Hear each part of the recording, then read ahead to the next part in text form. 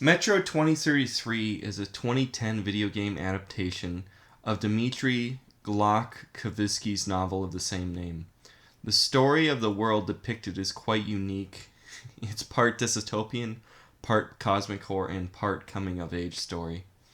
The game brings this world to life visually and audibly, fantastically, in ways which only video games can, giving this series of games one of the biggest cult followings to develop in the last decade, among both first-person shooter fans and survival horror fans.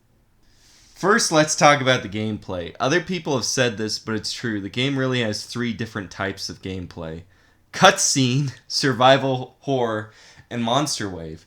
As with the first, part of the problem of adapting a novel or a film into a video game is that the narrative has to be punctuated with massive amounts of action that aren't necessarily relevant to the narrative. What results is the cutscene technique, where narrative is given, every 15 minutes or an hour, which breaks up the gameplay. This is what occurs, obviously, in Metro 2033. There's long kind of cutscenes all over the game. I had fun with these, but because it is adopting a large book, what ends up happening is that it kind of becomes like a picture gallery for scenes from the book, and then you return to playing the game. This causes events which might be more poignant become a little bit stilted or campy, and it doesn't help that the English dub isn't necessarily the best that I listen through. A lot of people prefer to do the Russian dub and then just have subtitles, which I didn't do if you saw my stream of it. Now the game really does accept the LARP of the Nazis, the Fourth Reich, and the LARP of the neo-Stalinists, all this. And it goes full on it, and it's really fun. I really had a lot of fun with that. But, the experience becomes pretty upbeat and humorous, rather than what I would think, because I haven't read the book, but I assume that it's probably darkly humorous, but a straight reading would probably be a lot darker. And that's not necessarily a bad thing, but I can't help but feel, this is supposed to be a little bit more depressing than the feelings it's giving me right now. The silliness of, Nazi and Soviet-themed gangs fighting it out, it kind of blots out, this theme of futility, that humanity is barely surviving on the scraps of the dead world. A character like Khan, from my understanding, is really important in the novel. He becomes just one short but cool segment for 20 minutes where he could be a huge big deal. And most of what I remember that for, other than everybody telling me that's a big deal in the novel, is just, oh, dodge the ball lightning's angry. The strangeness of the mutants is lost when you have to fight them wave after wave, and you're kind of getting annoyed by that. This being said, the game really excels in what video games do best to convey their story, giving you feeling of what you're doing through the experience of playing it. Now, exploring the surface of destroyed Moscow, I would say, is one of the most breathtaking and awe-inspiring things I've ever done in horror gaming. It has an alien and outer worldly nature of what was once familiar, and that's really, really unsettling. And that's just opposed by I can't even say his name. Artyom? I played the fucking game and I can't even say the guy's name. Artyom's... Because he gets all these visions of ghosts and all these people that lived in the former world, and that just conveys this strong feeling of tragic sadness.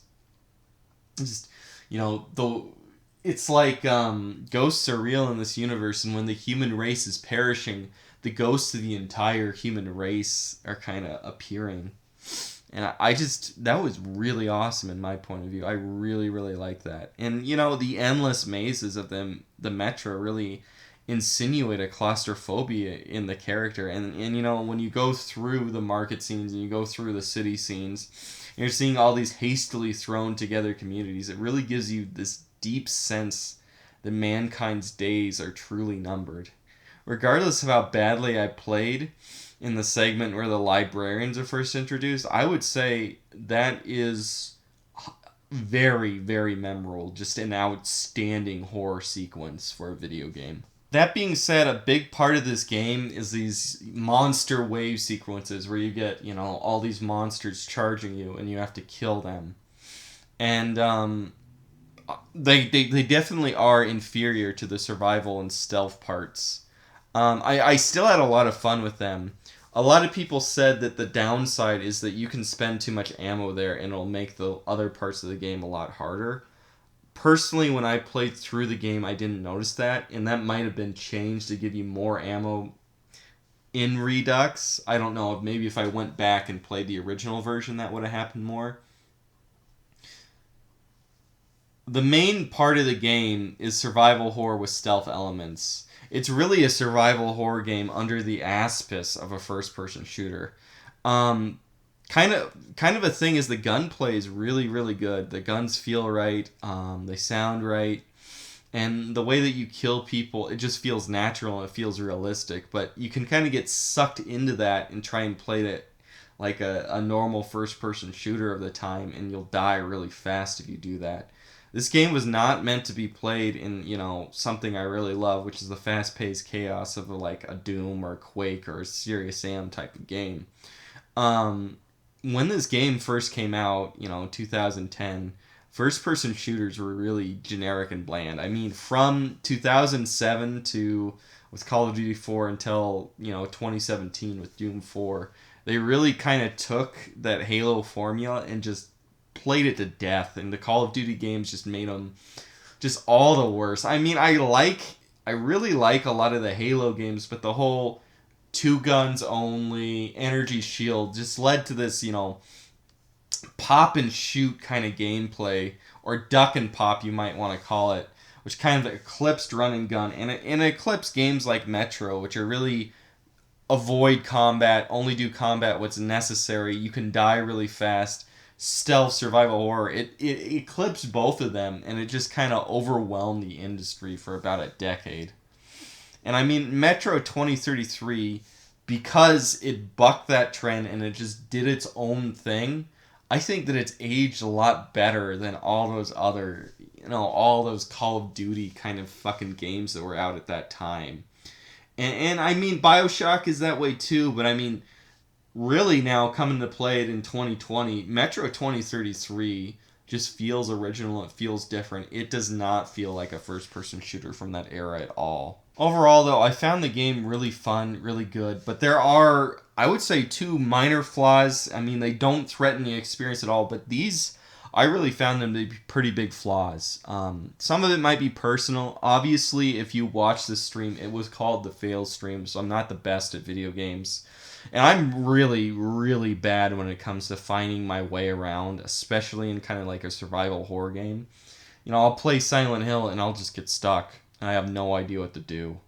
And because of this, they put a compass in the game to help, but I would say the compass only works about 80% of the time.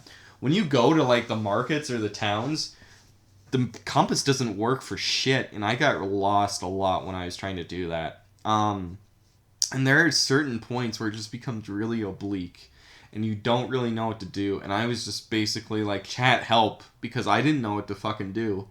The worst part is really like, there's this chandelier scene inside the library. And, I just couldn't, for the life of me, there was like a door that came earlier. It was like, it's like flashing or whatever, but you gotta look up to see it. And the game didn't do anything like that the entire way through previously to that. So I really had no fucking idea what to do. Because you have to shoot the chandelier, it swings down and it knocks open this door. If I wasn't streaming, or this was before the internet and long plays weren't a thing, I would have fucking got stuck there, dude. My second major complaint is that the damage to the gas masks, it's so in the game it creates a second health system. There's the standard health where if you get shot, it acts like a Call of Duty game. The screen flashes red, but you have to administer. You don't pop and shoot. You have to administer health out in safety, or you're gonna die. But this gas mask that you're wearing, it slowly gets broke when you're outside over time, and it can just get broken and leave you fucked basically. And there's parts where the game forces you not into a self section or not into survival horror section, and you're forced to fight waves or something, or you're forced to fight a bunch of guys. And if you get hit once, your mast breaks and you're done.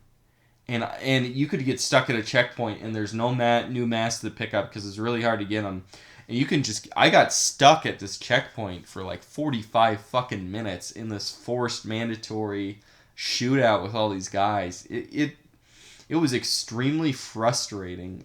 I think that's the biggest problem overall, I would say, in the game, is that breaking mass system when you get forced into a mandatory fight that you can't avoid and you can't pick up any new mass and you're stuck there at a checkpoint. Ugh. That's the worst part by far for me. I played the PS4 Redux edition, and when I played it, as you saw, the game crashed twice. I was able to restart my PS4 both times and get the game to run again. That might be because I was streaming. I don't know. But the game, for a console game, keep in mind I haven't played the PS4 that much, and I've seen it do that. So it might be a PS4 game. That's pretty unstable for a console game. I played 10 hours and it crashed twice. Console games are usually, at least before PS4, were extremely stable. But anyway, overall, Metro 2033 is a game definitely deserving of its cult reputation. It's a unique game which brings to life this awesome and haunting survival horror post-apocalyptic dystopian world. And I mean, it melds the survival horror and first-person shooter genres together really well. It's basically, almost like a 1990s survival horror game, just first person. I highly, highly recommend it. It was great.